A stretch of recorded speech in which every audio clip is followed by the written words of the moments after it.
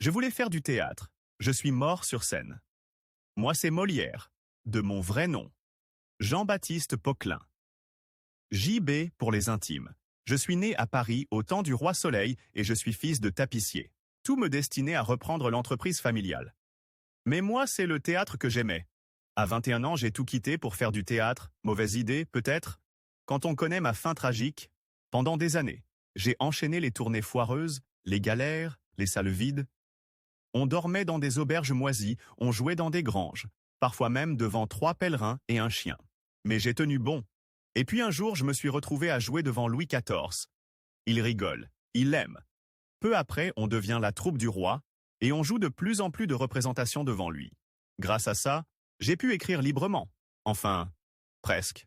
Mes pièces, comme Le Tartuffe, Le Malade imaginaire, Don Juan, ont reçu beaucoup de critiques sur les faux religieux ou les médecins mauvais. Certains voulaient m'interdire. D'ailleurs, une fois en sortant de représentation, un fan trop enthousiaste m'a serré dans ses bras. Un peu trop fort pour me féliciter, mais cet homme portait un habit écailleux, comme on en trouvait beaucoup à l'époque, et m'a blessé au visage. Plus tard, j'ai appris que ce n'était pas un vrai fan et qu'il avait dit que c'était bien fait pour moi. J'ai également travaillé sur les grandes fêtes du roi à Versailles avec un compositeur du nom de Lully.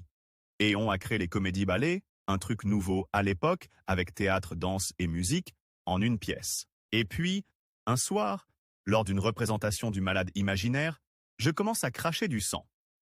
La représentation s'arrête et je m'éteins quelques minutes plus tard à mon domicile. Aujourd'hui, les lycéens me maudissent et les profs l'idolâtrent. Mais moi, tout ce que je voulais, c'était faire rire, tout en disant la vérité.